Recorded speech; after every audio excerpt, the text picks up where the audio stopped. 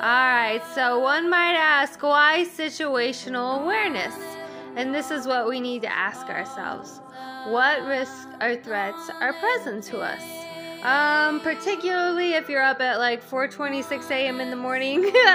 So the thing is that we all experience risks and threats in our everyday lives. We have family units, we have communities. Me, as a young child, by the way, my name is Jessica, and I go by Lovekey on here. So anyhow, my name is Jessica Lovekey, and what I experienced as a child was being of a young age and wondering what I did not know about the world and the information that was there that I was missing.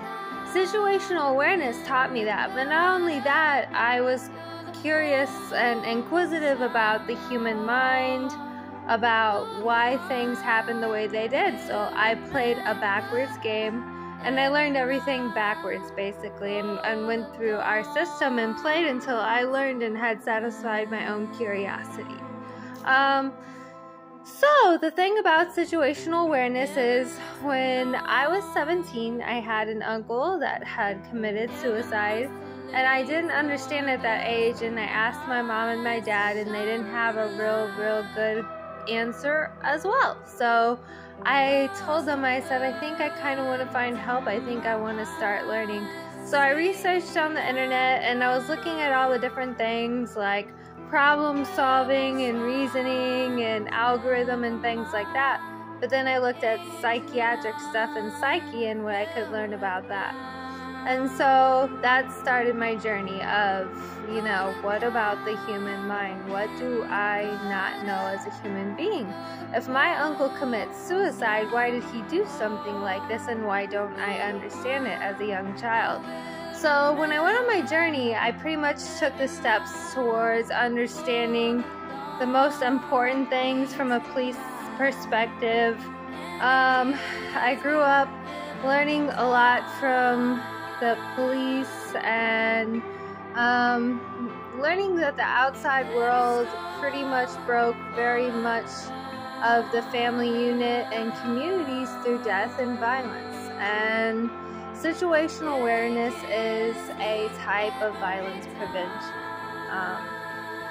So when I did that, I was sitting there wondering, as a child, a young adult, why would someone commit suicide? And then I was like, what was going on in their mind, and what happened in these situations, and how can I help my family? So I wanted to, most of all, learn from my family and understand from my family so I could help my own personal and interpersonal relationships. So what I took from what I learned turned into something called situational awareness. And I didn't know that's what it was, but I learned from Yusuf, and Yusuf taught me, and I learned from others, and we learned from each other's behaviors and others' behaviors, and the military did for several years, and so did the police.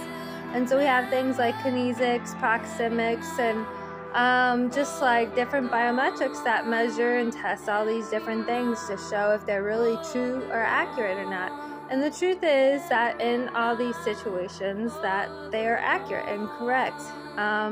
So we as people have to take measure. We have to take measure against all of the unknown factors. And when we see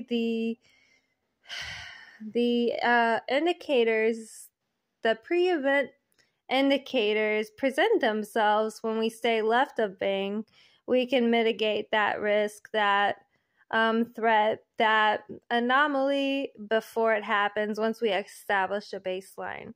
And that baseline communication teaches us if it's above or below the anomaly, and once we know, then we can execute a plan and make a decision. But the very parts of a family unit operate all based upon the actual security of that family, that if they have a safe and secure place to live and thrive. So it goes from the family unit to the community to the outside world.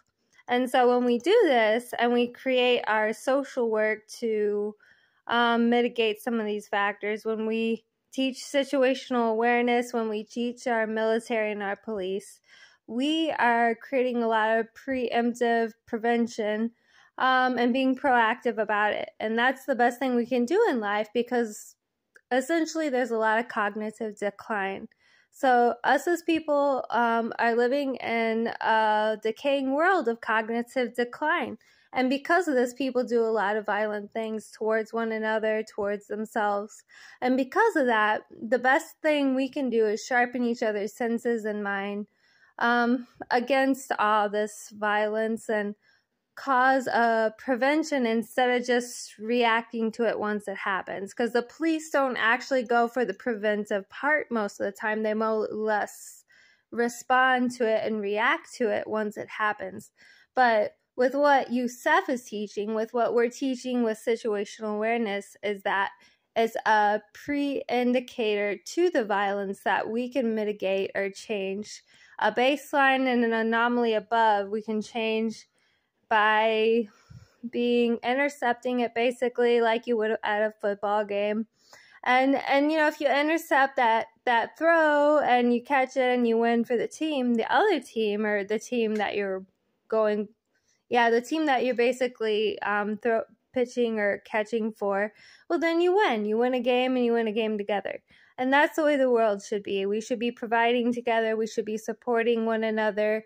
We should be living an honorable life of just, you know, good, active, proactive work. And if that means that we as people avoid these circumstances and choose higher disciplines, then we really, really do accomplish the longevity that doctors and God wanted us to, if you want to put it in that perspective. But the universe is evident of it all.